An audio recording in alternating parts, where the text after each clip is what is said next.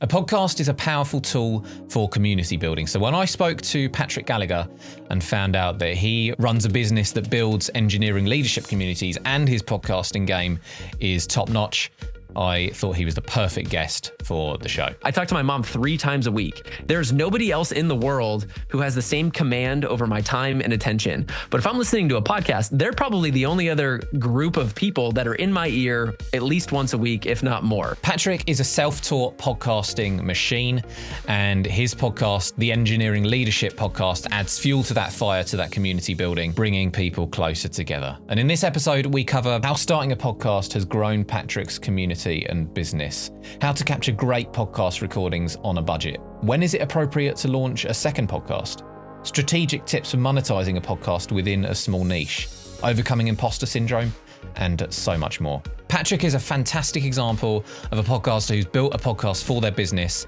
the right way. If there's one thing you could have known before you started podcasting that would have made your life a little bit easier, what would it have been? Patrick Gallagher, thanks for joining me on Podcasting Amplified. How are you doing? Joe, I'm doing fantastic. I'm excited to be here. We get to talk about podcasting, and that's the number one thing I want to talk about, but most of the time I never get a chance to. So I feel like I'm with kindred spirits here. So happy to be here. Perfect. That makes me feel better about taking up an hour of your time. So Patrick hosts the Engineering Leadership Podcast, where he shares the most critical perspectives, habits, and examples of great software engineering leaders to help evolve leadership in the tech industry. So it's an interview podcast, and you're bringing out an episode every week. You've been going for about 4 years now. What made you decide that podcasting was the right path to go down 4 years ago for your business? Well, I first explored the podcasting medium out of pure whimsy. It was about 5 a.m. I'm having a cup of coffee with my partner, and she looks at me, and I was in between roles at the time, and I was trying to make it that space in between jobs intentional. And so I was trying to put together a bucket list of all the things that I wanted to do and all the things that I wanted to learn. And there's this hotel down the street. We were living in Washington, D.C. at the time. There's this beautiful hotel. It's an old Masonic temple. And in it, in the main lobby, they have a radio station. And it's all decked out with all of the most beautiful cutting edge gear, microphones, booms, all of the mount, like the screens and everything like that. And you look at it and you're like inspired to create and to have conversations. And so she looks at me and she goes, "You should start a podcast." And I looked back at her and I was like, "That's a great idea, but what the heck do you do about it? Like, you can't do a podcast about nothing. Like, that simply doesn't work." So I dove down a bunch of YouTube videos to figure out, all of the basics of podcasting and GarageBand, like EQ compression, like all the stuff like that.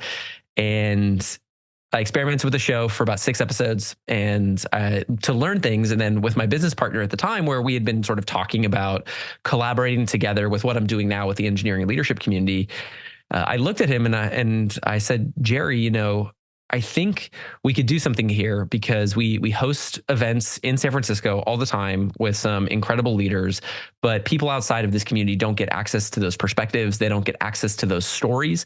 And when you think about engineering leadership, like, it doesn't just exist in San Francisco. There are engineering leaders everywhere."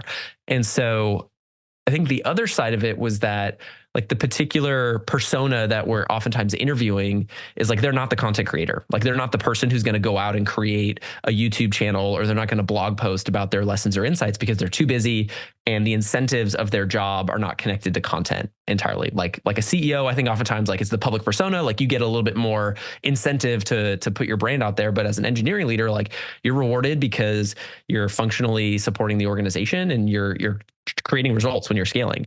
And so, like, taking the time to, like, distill your insights, the dynamics just aren't there for that to become a really popular pathway. And so in a lot of ways, like, we get to be an opportunity to, like, really distill those insights for folks and share them with other people.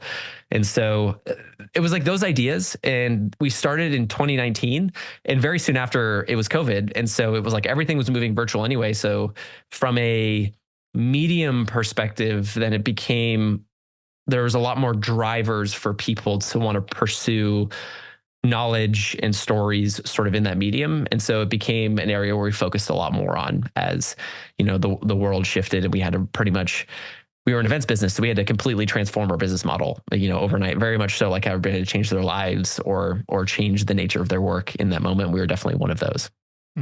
Yeah, sounds like you kind of got the jump on COVID there. There are so many podcasts that were started in 2020 at the height of COVID to give people something to do and something to focus on, but bringing it out just before, that's kind of ideal, really.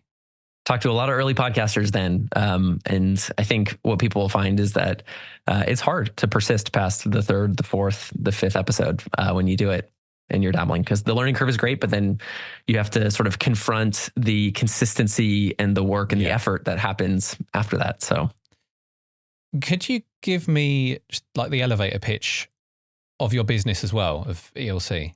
Yeah. So as the engineering leadership community, our mission is empowering engineering leaders. So the focus is, can we host different events, programs, and content that support the career development, the management growth, and the leadership development of engineering leaders? And I know it can be hard to measure sometimes, but what have you seen change within the business? How has the podcast affected the business? Because it's sort of, the podcast came about roughly sort of halfway through the lifetime of the business, it sounds like. So is there anything you've noticed that's changed that you can attribute to starting the podcast? I'm gonna write down three key points. So I knock them down real quick. Give me 1 second. Yeah, no worries. I'm a very tight editor. So okay. So when you think about like the noticeable differences between then and now, there's a couple things that come to mind. So I think one of the key reasons why I think you should start a podcast is by answering this question of who are the people that you want to be in conversation with, because the podcast is a natural extension for you to have deep, meaningful, intimate, and impactful conversations with people that maybe you otherwise have no business or there's no other reason or pretense for why you should be connected with them. Because I think there is a lot of folks want to give back. They want to share their insights. And there is something like to be said about being asked to join a podcast. Like when Joe, when you reached out and said like, hey, join me on the show, like it does make you feel good and needed, or that you have something to offer. And so I think there's some interesting dynamics there. It's like recognizing somebody for their contribution. It's a special experience. So I think that it is a natural extension for you to be able to build relationships with people that you probably otherwise wouldn't have a reason to. And that has existed in terms of some of the guests that we've been able to have on the show. That's then led to other collaboration opportunities from some of the different events and stuff that we do. And it started because either we reached out or they reached out saying they were interested. And so I think that's an interesting part. Is like it is a huge relationship building vehicle in a really powerful, intimate, and meaningful way. I think on the other side of that, when it comes to the people listening to your show or the group that you're serving, I think that as a pillar, it is a huge place to build trust. It's a huge place to build a relationship with your community. And it's a huge place to consistently provide impact. And I think that is two things. I think on one side, for people first discovering you or your business, I think number one, it's a really powerful and intimate introduction to that, where it can sort of expand people's view of the different types of things that you can offer. Because in a podcast, you can go deep, you can go broad, you can change up models very dynamically. And so I think people can get a good deep sense of who you are and what type of impact you can provide. And then on the other side, when it comes to the people that are familiar with you, like as an engagement piece, like it is such a powerful way to deepen relationships with the people within your community or within your audience. Because I don't know, like sometimes I think about like who are the types of people that I talk to once a week, and it's like my mom. I talk to my mom 3 times a week. There's nobody else in the world who has the same command over my time and attention. But if I'm listening to a podcast, they're probably the only other group of people that are in my ear at least once a week, if not more. And so when you think about like the intimacy of that and how powerful that can be, it's like from a trust perspective, I think that's incredible. So that has led to a few different interesting things as we've expanded the different types of ways we engage with our community. So this last year, the big initiative is supporting local leaders to help facilitate engineering leadership conversations and events in their local cities. And so we just had an event, I believe it was in London, and the feedback, we had a team member there, and she was like, almost everybody there said they had listened to the podcast. And so that's kind of a wild moment, because for the most part, I would say 75% of the people within our community are based out of San Francisco. And so now all of a sudden, to be facilitating these types of experiences where like the primary way people engage is through listening and participating in your community in that way is really powerful. And so I think that's been a part that's been interesting, is the ability to scale the relationships and the trust beyond just a finite, if this happens once for 3 hours a month, a live event. It's a way for us to more consistently connect with folks in a lot of different ways. And it works with guests, it works with people new to the community, and it works with folks that have been involved for a long time. Yeah, thanks for that. Love it. Yeah, so when you speak to someone for an hour or so, it really makes a difference. It's nothing like speaking to someone for 5-10 minutes, or speaking to someone briefly at a networking event. When you're in a one-to-one conversation with someone, like you say, you can sort of push past that initial awkward phase and get a really meaningful conversation that you'll remember as well. Like, I remember every podcast conversation I've had. And like you say, if someone can get that connection from home just through their earphones, they might not even know what you look like, then the connection that you can make with somebody that you're speaking directly with is really powerful. Absolutely. And moving on to the production side of things. So you told me that you're self-taught and that you spent some time, learning GarageBand and everything. So do you do everything yourself, or do you have a team working on parts of the podcast? Started off everything myself, and then have transitioned as the show's matured to introduce support in different ways. So how it's evolved now, and there's been sort of like bridges to get to this mode of operation. So there's been different phases where it's been broken up differently. But the first thing that we did was we brought in an audio engineer to do the thing that my self-taught skills couldn't figure out in GarageBand. So Dan is phenomenal. I've met Dan through different live events in a lot of different ways, and he's really good. Like his full-time job is to do audio for concerts and big shows. So he knows what he's doing. And then he also oftentimes has like wild stories about it. So like we have a lot of fun. Dan's fantastic. So he really up-leveled the show in terms of its sound quality, its production level. The next person that we brought in was Noah. Noah is our producer. And so oftentimes what I found was like the blocker was I couldn't get back to guests or prepare for enough shows, or I couldn't spend enough time editing and polishing the show to a level of quality that we wanted it to be before releasing it. Because the stake was that oftentimes for folks that we were interviewing, this was one of the only public facing pieces of content they've ever produced. And so for us, like the internal standard quality was like to make sure that it really highlights the key stories and takeaways that they wanted to share. And so I think there was like a level of like quality expectation that we had that was more challenging than I probably would have thought. Like going into a podcast, I was like, oh, cool. Like we're going to record this as if it's live and we won't have to worry about editing. And then we sort of learned after the fact that in fact, it was really important to edit and polish for our guests because of the nature of it. So then Noah's been a huge lift in helping us like organize our whole production flow. And then we have kind of two other contractors. So I work with a copywriter to help out with like show notes and some of our long-standing like content campaigns. All of these things are things that I had done at one point. And so part of it was being able to understand all of the tasks in our standard production flow and then being able to pass that off to other folks. So we got a team of about 4 that help out, mostly part-time. But they help out with, we've both of our shows. So we're producing about 7 episodes a month. Nice. Yeah. I mean, you can tell the production value is obviously very high. If you want an example of what a great sounding podcast is, then have a listen to the Engineering Leadership podcast and your show notes as well. They kind of, because there's levels that you can go to, isn't there? But your show notes seem to stand alone as copy that will help sort of grow your website as well. They look like full blog posts really. And yeah, it's a lot of work if you're going to be doing all that yourself as well. Now, I think that was sort of the thesis behind the show notes to begin with, because at the time we started this, there was very minimal content around engineering leadership.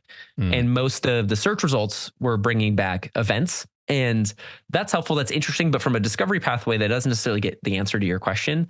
And so the show notes, I was like, even if we're just super direct and specific and or explicit about what we're covering, I think that serves the audience well. And I think just like a failed experiment, just like, a fun way, we would try to do like a summary post. And at the end of episodes, I would do like a summary of the takeaways of the episode, which was really popular. But from a production time perspective, it would take about 10 hours to like draft that, edit it, insert it at the end. And at the end of the day, when we were starting to ramp up production time, like we had to sort of trade that off. I would love to do that again. It was one of my favorite things ever because I love like the distilling of knowledge. But just in terms of like how a team helps expand your capabilities, like that's something that we may be able to phase into now to be able to add something that was really popular to the show that we had to phase out. Yeah, nice. Yeah, because the minute that my podcast interviews end, I'll write the show notes straight away. Well, it's fresh in my mind because I can just go for it, get some quality show notes out in 10 minutes. If I wait a couple of days or, do them next week, then I have to listen through bits again. And if you're listening and you're not doing that, like as somebody who doesn't do that, that's the world I want to live in. That's where I want to get to and protect that time. It is so much better. You get to write, you have more energy around it too, which I think changes the tone of them. So like, that's just me saying like, Joe, like I wish I did that. I want to do that. And I think that's the best path. Yeah, because I'm normally like really fired up after the interview, and there's a very specific thing that I guess will have said that I want to write about. So yeah, it does definitely make it easier.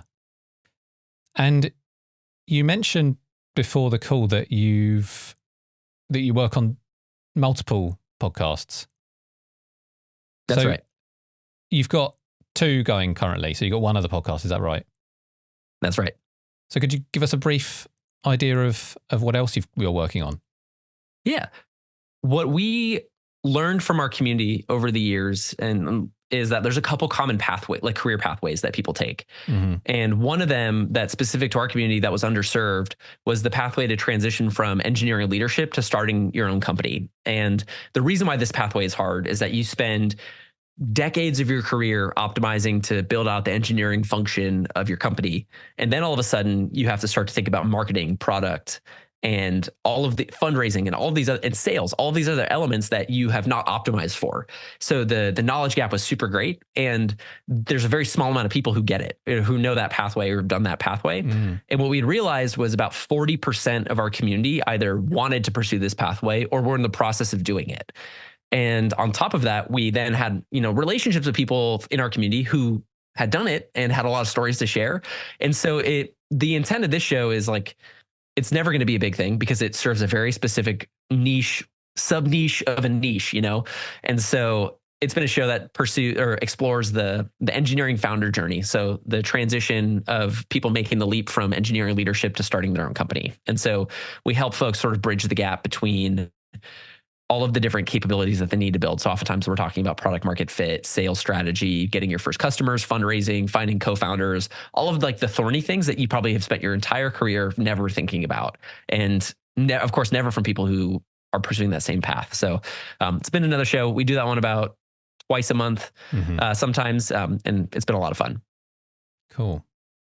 Yeah, because I guess there are 2 ways you can go about it. I guess some podcasters might look at that data and be talking to their audience and realizing that 40% of their listeners are taking a different path, and they might be tempted to start tailoring some of the content on that podcast around them and, putting it all under one banner. But then, half your episodes aren't going to be suitable for 60% of your audience some of the time. So you do want to keep that niche message. I can understand that. But then on the other side of things, it takes a lot of time. And I guess without the team behind you, do you think you would have still gone for a second podcast? Oh man, I tried it for a while and that turned into like 90 hours a week of work. I'd be getting up at 6 and I'd be doing a bunch of podcast stuff for a long time. And then I'd have to do all the other stuff that we were trying to do in terms of building a business. And so it's hard to do 2 shows, 7 episodes a week. it's hard if your production time is more involved, or like your production standards are more involved and you're doing more micro cuts and edits. If you are doing a live show, you probably have a faster turnaround time for that. But I think for ours, it takes between like 4 to 8 hours to edit an hour-long episode, because we're doing a lot more of the micro cuts and tightening things up. But if you don't have that standard of edit, then it's different. But I think for us, like that's the standard of edit and why it takes more time. Yeah, it's a lot of work, especially when you've got guests involved as well. Because at the moment, this podcast is fortnightly, and then on alternating weeks, I'm producing content for the YouTube channel, which the podcast is already on, but it's more educational content and it's just me. It's without interviews. So it's content every week. I do want to start doing one of each every week, but yeah, I kind of envy you being able to push through that, but I'm sure it is a lot of work. The team is a huge help. The only way we could do it is the team. I was talking to somebody who does a podcast specifically for he does like ad campaigns for authors, like Amazon ads for authors, and he does 2 podcasts. One is about authors writing the book, and the other is about like marketing of the books. And he interviews people and creates that content at the same time. And so it does like a 2-hour engagement versus separate 1-hour ones. I thought that organization was elegant if you're trying to do 2 things at once. But I think there has to be alignment with probably the theme or the topic. There has to be like some sort of alignment where you can do both of those at the same time. I think for us, like we'll never really have like the guests of engineering founders and engineering leadership will overlap. Like there might be we do some cross promotion episodes, and there are some people that have like a shared context or impact. But yeah, it's hard. I think for you, like if you're doing a solo YouTube show and in the podcast interview, maybe there are elements where like you're like deconstructing maybe a framework or a practice, and that helps with content. I don't know. But I can imagine how that could be a hard context switch. Yeah, there are definitely ways to link them for sure. And switching things up, as I mentioned, you really like the sound of your audio and everything. I try not to get too technical on this podcast, but what setup have you got? So your mic, your podcast host, things like that. How do you sort of set things up and make it sound great? Well, the mic that I have is the USB mic. It's the Shure, I think it's the SM7B. The Shure SM7B, the USB one. It's super compact. It's super travel friendly. My needs was a podcast setup that could travel all over, because I'm remote full time. I'm traveling for events, and so I need to be able to fit in a closet and do voiceover. And so I needed like something super compact. So I've just got like my laptop set up. I've got like a small little portable travel light. Which one is this one? The travel light. It's the Loom Cube. Oh, nice. Been a big fan of the Loom Cube. The first mic I had was a Blue Yeti, and that was not as conducive to travel and non-acoustically treated environments. So if I were to do this again, I would probably go with the cheaper microphone and just do like a Samson Q2U. And that I think would have gotten me 100 episodes and through a significant amount of growth, until a time where like we can invest back into getting a nicer microphone like the one we have now. That'd be like my one lesson learned going back. Platform wise, we started off hosting on Anchor. And so like our whole thing was like, how do we reduce the amount of friction to create? And so we were just like, what's the fastest tool? What just makes creating easy? And so Anchor was like the fastest way for us to get shows out. And we were even just using simple Anchor transition sounds. So we started there. We now have since migrated to Simplecast. Simplecast has been the platform we've used for the last 2 years now. The specific feature and reason why we use that is because they have like dynamically inserted audio. And so it allows us to insert campaigns or announcements to our community through our entire catalog of episodes. So no matter where somebody's at, they'll be able to hear what's going on, or they'll be able to get access to an advertiser. Yeah. The benefit is 2 things for us. Our show is never going to be like a millions of downloads show, because there are only like 100,000 engineering leaders in the world. And so it's just never going to reach that type of scale. And so what that means is that like the types of ways that you turn like the podcast into like a sustainable revenue channel is like you have to pursue different pathways. Like it's never going to be a CPM driven marketing channel. And so being able to insert an ad campaign through all of our episodes like has been super helpful, because then all of our downloads are getting included. So it sort of increases the value to sponsors.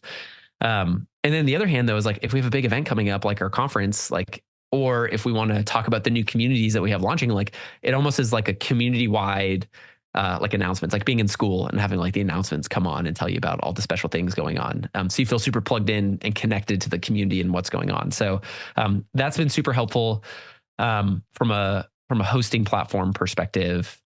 What else? What are the tools you want to know? No, that's good. That's a lot to think about. And yeah, I like that kind of pathway. It seems like it's quite a common one to start off with the Blue Yeti, and then realize that it doesn't quite do your voice justice if you're not in the right room. Very sensitive mic, and then is it the MV7, the Shure SM USB version you've got?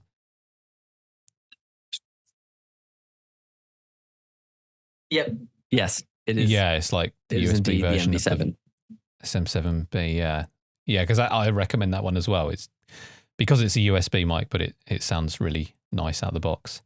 And then the same thing with the hosting. I think a lot of podcasters do start on Anchor or Spotify for Podcasters, as it's now called, and it is fine, to start off, and it's free and everything. But you do eventually sort of realize that it's not the most feature rich, and so on. Yeah, but I do believe that like if you are signing off, like what you should be optimizing for is the consistency piece. And so finding the tools that are going to reduce your barrier to entry is like, that's anybody I've talked to, that's the big thing, because the thing that stops you is the learning curve and trying to figure everything out. Yeah, no, I totally agree that it shouldn't stop you, like your budget or whatever. So then the most important thing is that your host is distributing your podcast everywhere, and they all do that. So it's just something to think about, I suppose, for people that are 100 episodes in or whatever, and want to start raising the profile. And having recently done a migration, like the switching it wasn't super hard. It was like it was a weekend project. Mm-hmm. And so at the end of the day, the cost to switch, like it's annoying, but it's not insurmountable. And so if you've got the right features that you're looking for, like it's not a big deal. Yeah. In fact, if there are any listeners who are currently thinking of switching podcast hosts, because we haven't touched on this in an episode before, I don't believe. So what was the process like when you had to switch, and did you lose any analytics or data? The analytics definitely stop. So you need to get like a snapshot of where your show is at. And so I've got like a spreadsheet that just sort of captured all of my data for that period of time. Mm. And then Simplecast was like a reset, then a reset of data. So then if you're looking to do like a zoom out lifetime of your analytics, you kind of have to smash them together. And it gives you enough insight to make judgments or inferences on. So it's not completely like precise and accurate, but it gets you enough to get a sense of like, oh, are we growing? Are the trends in the right direction? Like, and to get you the right information. The process otherwise was like a couple, usually they guide you pretty well, like for the specific platform you're migrating from. So like the guidance was pretty easy. The only tricky part was the structure of episodes. So in Anchor, like the way we had bundled it, like what was going to happen was they were going to, port the whole file. And the way you build an episode in Anchor is like you've got show segments, and we had been sort of breaking them apart into 5 segments and inserting transitions in between. And what ended up happening was like some of those things weren't porting over very well. And if we wanted to insert like a dynamic ad, then we had to pull out past ad campaigns, pull out any previous things that we had done in the old format. And that's the part that took a long time, because when we switched, like we had probably 120 episodes. And so then, you're filtering through and you're testing your assumptions around the show structure.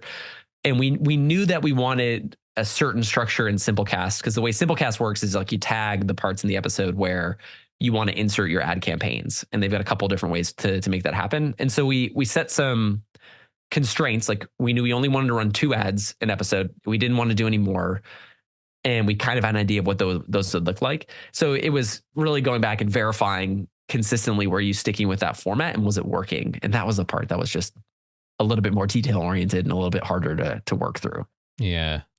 So set apart weekend then if anyone's planning. So speaking of dynamic insertion of ads, what is your strategy in terms of sponsorships? I noticed that there was one up at the front of the episode. Is that sort of the main monetization route that you're going down with the podcast outside of just in terms of networking and things? And does it particularly does it tend to change the sponsor that you have, or have you stuck with one for a while?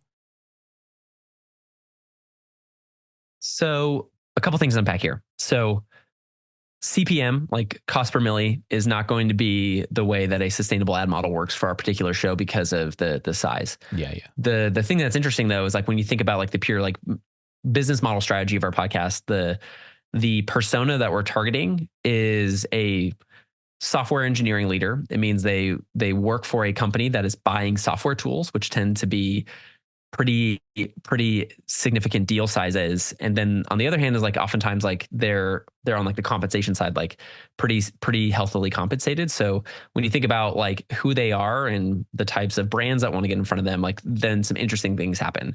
You know, you're not gonna be able to do a broad campaign, but you know that the audience that you're serving is like extremely valuable for different folks. So one, how do you create a campaign that protects the integrity of your audience and isn't just like super spammy and salesy? And then the other hand is like, how do you appropriately value that community in a way that then helps like support our efforts to continue to create shows, create content, and support and serve our community. So those are like the elements that we're considering like in shaping. So what we do, it's a monthly campaign. So like we're not selling per episode, we're selling for like a month engagement. The research that we've seen is that like the engagement of having 4 touch points, you need about between 4 to 6 touch points for a campaign to be more likely to convert or not for a sponsor. So for us, it was like, we wanted to make a blanket decision. A one-time campaign is not going to get the results for our partners. And we know that like 4 to 6 is like the magic number. And so like, according to a lot of the research, so we were like, okay, cool. Like, and then it simplifies because then you have to essentially sell less. So then you're not spending your time selling, you're spending your time creating. So structurally, that was a big thing. And then instead of doing cost per milli, like what we do is like a value-based pricing. So it's more rated for like that month campaign. We'll charge like X amount of money for that month-long period versus the amount of like listens and things. And what we'll do then is like, we have like a minimum commitment of like, here are the results that we believe will happen. And so oftentimes it's related to like impressions, it's related to listens, and it's related to retention. And so then like there at least is like the metric accountability for partners that I think a lot of folks look for. And I think that's like broadly what's hard for podcasts is proving the ROI of the channel to a sponsor is going to help you get more likely than not to have a partner jump into an engagement with you, because it is a little bit more of a murky medium, and it's harder for a, like a digital marketer on the team to be like, I pour X amount of money into this show and I get a Y result. It's less direct of an investment like that. So you have to be able to, the more you can prove some of those metrics, the better off it is. So that's like a little bit of like the strategy there. So sponsor wise, like we have a few partners that we've engaged with for the last 3 years pretty consistently. And the campaigns change depending on the things that they want to do. We have, as much as possible, tried to do 2 things. So we have 2 different ad types. One of them is a standard host-read ad. What we try to do is focus more on like problems and stories, and then highlight like a brief illustration of the solution at the end, because I think we wanted to focus more on like the problems that people face and make it relatable. So then it becomes like a more easy to listen to ad experience. The other one is we do for partners that want to go down this route is to create sort of like a mini interview within the interview. And so our thought process here was it's value-added content marketing.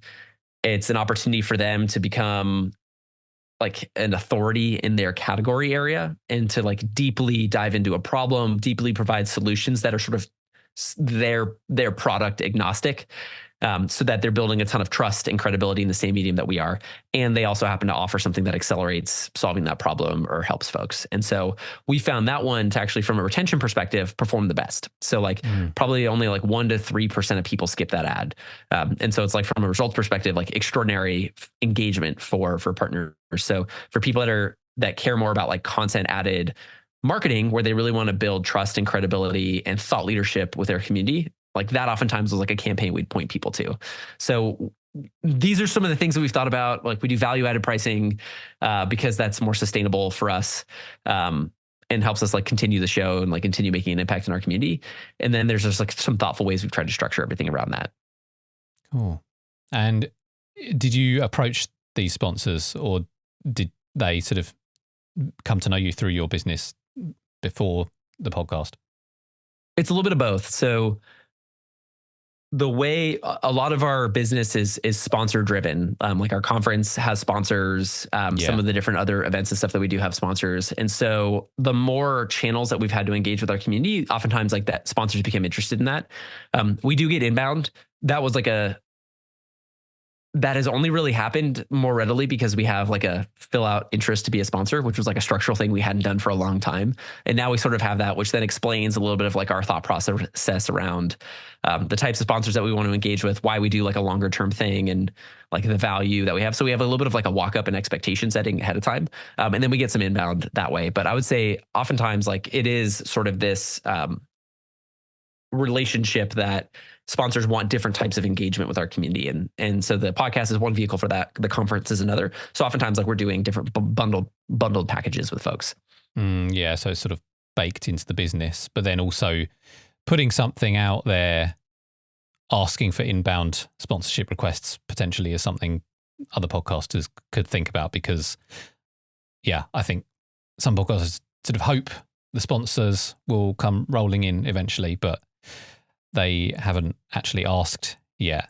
And obviously it depends on the podcast. Is your podcast suited to monetization via sponsors? Because if it's getting very few views and these sponsors are after a sort of CPM model, then it's probably not really worth the few pennies you'll get out of it, at least not at the beginning. Absolutely. But if you have an intimate audience, like probably the path I would recommend is like more of the affiliate route, where then you can speak more passionately about the things that you care about. Like for me, I am a ride or die enthusiast for Descript. And so I would insert that as like an affiliate based ad in a heartbeat, because I know that if anybody's using that platform, they're just going to be so much happier. It's going to be so much easier. Their content's going to be better, especially if they come from like a self-taught background like I did, where you're just not used to working in the medium of waveforms, you know? And so like I will throw out Descript ads all the time if that was like, you know, the model we were going for. So, but I do think like there's other stuff like I'm deeply passionate about. In my first podcast that I did, you know, the one only survived 6 episodes, I did list like, okay, what are the things that I would showcase? I would like, well, what are the things I use every day that I love? It's like, oh, my glasses, like here are other products that I love. Maybe I would do a gym membership. I don't know, like all the things, like it becomes much easier to speak about things that you trust and care about. And so I think maybe that results in $50 to $100 because somebody listening to you, you know, thinks the same way or believes in the same thing or is interested in those types of needs. And like that can help filter into like cover your platform costs and stuff. And so then from a monetization model, like if you start to make a little bit of that income and filter it back into the podcast, like there are certain then elements of leverage you can build in terms of like hiring more help and support. And so that could be a pathway to do that. Yeah, and I think usually people can tell if it's genuine, if you're an affiliate for a certain product and whether or not you actually would use the product yourself. So that is a very important aspect of it. And just a couple more things. We were talking before the call about your pre-flight checklist, your things to go through, and a couple of tips for podcasters who are running interview podcasts, how they can ensure that their interviews go smoothly and get recorded and everything. Absolutely. Well, for everybody listening in, so Joe and I were talking beforehand, and he made a note, okay, I have to make sure I turn off my notifications. And I was like, oh, I love that approach. And we kind of looked at each other, and I was like, Joe, what I do in the pre-flight checklist is, well, one, I have a big reminder that I have to turn off all my notifications, but I make sure to say that out loud so that it serves as like a passive reminder, so that the guests like feel like, oh, cool, like I should do the same thing. So then it becomes like this mutual point of accountability, but then it's also you not being, you know, direct or rude, being like, hey, I need you to turn off your notifications, which can kind of impact your connection with the person. And so from a pre-flight checklist perspective, there are a couple things that I think help make the entryway smooth into your episode. So I think number one is like, even before the checklist comes into play, just giving a heads up for what is the world of the topic that you want to get into. So like Joe's done an incredible job. He sent me a prep doc with like, I definitely want to talk about like these 5 categories of questions. Here's some samples of what it looks like. I'm a huge believer in that practice. And then I think the idea then as a great host is that you're curious and you're present and then you're taking the conversation wherever it goes, but those things give you a backstop. And so I'm a firm believer like that creates a smooth experience. It makes a guest feel confident that they're going to be contributing valuably. So I think that's one. 2 is like some of those, like just doing a quick audio checklist. I think sharing the why ahead of time, being like, hey, I want to make sure that everything is set up so that we've got all the tech lined up so we can make you sound as great as possible and pull out like your best insights. Like just kind of reassuring them that you want what's best for them and their content helps sort of assuage any sort of misgivings. The other one that I'm most passionate about, Joe, this is the one that I kind of teased up for you when we were talking earlier. I'm most passionate about the warm-up question. I think that this can be like some people can jump right in, but I think that if you have interviewed anybody ever, you do know there is like a 10-minute sort of warm-up phase where you're just kind of getting settled in. And if you listen to any podcast, you probably notice like there is this like warm-up phase. Well, the thing is like, well, how do you get past the warm-up phase? Well, you got to warm up. Like I have a kinesiology pre-physical therapy background. Like you don't do any exercise without warming up. Same thing for a podcast. I think you should warm up. So I think a low stakes question that gets people telling stories is like the category of this. The one that we use is my favorite one. So like, Joe, get ready. You're going to have to kind of look around and introduce us to it. But the one we ask folks is to introduce us to an object from their physical environment. And we give the walk up, like this is something that we do for our virtual events all the time for our community. Nice. And it breaks like, you know, the 2-dimensional like world that we live in. And it reminds each other that we're not guest and podcast host trying to make sure we get the best insights, but we're human beings trying to share stories and talk about things that matter to us. And so like the one I shared the other day, I still have it. Here we go. This is agatized ancient sequoia from the mountains of Idaho. And my brother-in-law is like a woodworker. He's like a carpenter and builds like cabinets and things like that. And at the shop that he does, like he got this for everybody for Christmas. And what's cool is like, I'm from California. There are big, massive sequoias in California. So it's sort of like a cool connection across time. It's a cool connection across place. And it's super rare because, you know, it's like fossilized. It's millions of years old. There's like a very only finite amount of this kind of stuff. So then you learn a few things about somebody when they tell you about something that's important to them. So I've seen kids' drawings. I've seen 3D models of like the 3D printing projects that they're most proud of. Like people have introduced us to like symbolic trophies of projects they've created. And so you feel connected. And I think like when it comes to a podcast guest, if you're looking to like, how do you increase the quality of your output of guests? It's to be able to connect with people and to hear like things that are meaningful to them, acknowledge them, and to recognize like, wow, like that actually is really cool and really important. I feel like I learned something about you. And that's like what facilitates like that connection, which then allows you to like still achieve the objective of your podcast, but like do it in a really beautiful and fun way. So that's why I love that question. I think you probably do other questions like that. But if you have an object you want to introduce us to, would love to hear it. Yeah, I love the sound of that. Like even if you know, podcasters listening want to edit it out after if it doesn't go well. Like if you've started that conversation, then it can help rather than just going in cold. Most definitely. We cut it out every time. It's never included in the final one. But if there could be a fun compilation episode, you know, episode 200 is just all the objects that people have shared. But yeah, we've never included it, even though it's like some of the coolest conversations come up then, most definitely. I have a pencil here, which has a little capsule on the end, which contains sage seeds. So when I've eventually sharpened down this pencil, I can plant the end of the pencil and it's supposed to turn into a sage plant, but I don't write enough for me to actually have tried one out yet. So we'll have to see how that goes when I eventually get to it in a couple of years. And here's what I take away from that, Joe. So I take away one as like, you're somebody who values like design, it seems like. and like and thoughtfulness, and like really thinking through how like the things that you use or the things that you create have purpose. So I think that's like one thing that stands out. I think the other is like this sense of like giving back and paying it forward, which makes sense, which is like why you're doing this show in a lot of ways, is like to help support folks that are trying to produce a podcast to do it better. And so like I think that's the magic, right? Is like I just know you better, and then therefore every question I ask after that has a different anchor point to start from. And so that's why I think it's cool, because it could be anything. But like you're just sharing a little part of yourself, and it just gives me a little bit more of a window into what's going to make this conversation awesome. Yeah. I think that probably is easier for some people just to talk about something they like, on their desk or whatever, than it might be for people to do an elevator pitch of their business even. 100%. It is so stressful, to ask the question of, what do you do for work? I get an existential crisis every time because my mom doesn't know what I do for work. And like, so I think like the low stakes question where they're sharing a story first gets it warmed up. And then, because oftentimes like we'll begin like the Engineering Founders podcast, like it's the same first question every time. It's like, what made you like bring us back to the beginning? What's the origin story behind the business? And like, why did you choose to start this business and leave engineering leadership? Same time every time, but it's like, it does kind of feel you have to justify like your choices, right? Or like your experience. Yeah. And so I do think it's like a job interview. People go through an existential crisis when you ask them about, what are your experiences and qualifications for the job? So that's why I think a warm up is really important. And then just to finish off, if there's one thing you could have known before you started podcasting that would have made your life a little bit easier, what would it have been?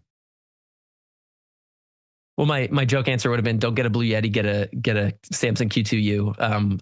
It's not to say I haven't enjoyed that microphone, but somebody in the propaganda machine made that the most popular microphone to get for podcasters. Yeah. And it's in every blog post and article. And in hindsight, I'm like, I have no idea.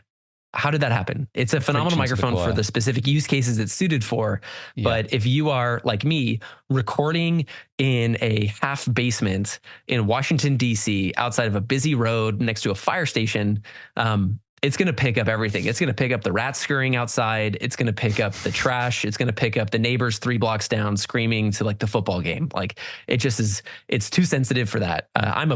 I'm in the closet recording podcasts. Like I'm not in a studio. I'm not in that environment. That's conditioned. So that would be like the propaganda brainwashing I would try to address at the front end.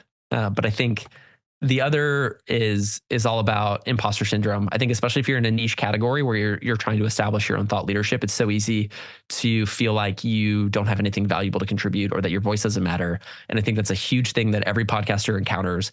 I think the big thing is to know that you're not alone, that everybody who's stepping up in front of that microphone is facing that same thing. And it takes a tremendous amount of courage to create, and that in fact, most people don't create. And so the fact that you choose to turn on a microphone, stand up in front of it and say anything at all is a huge act of courage. And I think beyond that too, is like your curiosity and interest in helping other people is a guide. So if you feel like an imposter, you feel like your voice doesn't matter when you're jumping into it, just think about how hard it is to even choose to create to begin with, and to recognize that, and to celebrate that if you even just hit record one time. To me, that's like raging against like the machine of consumption of content versus creation of content. And it's a tremendous source of courage to be a creator. Those would be the things I would say. Beautiful. What a nice way to finish. And I would say, like, I could get on my soapbox about microphones as well for a whole episode probably. But just for any listener who does have a Blue Yeti, don't let it stop you from recording your podcast. And it might sound great to you, but if you do have one and you are struggling with the audio with it, just in case, just get it as close as possible. Get one of these big foam balls on the end of it and get it as close to your mouth as possible, and just turn the volume down, because then, yeah, the sound of your voice is going to be much louder than the stuff outside. So it does help. I want to be clear. All of my insights about Blue Yetis come from buyer's remorse, but I used it forever. Yeah. And you find out how to dial it in, and that's okay. But I think that, Joe, the point you made, like, don't let it stop you. In fact, like, I think, so I apologize to anybody who was offended if they're using a Blue Yeti and they're like, shoot, I feel bad. That is not my intent. If you got a Blue Yeti, it means you are a creator. It means that you're okay in my book. Don't worry about that. Cool. All right. Well, I really appreciate you giving me your time and everyone else your time, Patrick. And you can find Patrick on LinkedIn. And if you go to sfelc.com/podcasts, you can find the podcast there. Is there anywhere else you'd like people to connect with you? No, I'm exclusively LinkedIn only. Cool. The other social media channels, I've been trying to do less social media. So I'm just been trying to unify. Like I got one channel. Yeah, I'm not trying to get in the game, the revolving door game of everything else. So yeah, just LinkedIn. Nice. All right. Well, thanks again, Patrick, and hopefully speak to you again soon. Perfect. Thank you, Joe. Thanks for listening to Podcasting Amplified. If you enjoyed today's episode, don't forget to follow or subscribe on your favourite podcast platform. We'll be back next time with another conversation offering more insights to take your podcast to the next level and help you to achieve success. Happy podcasting.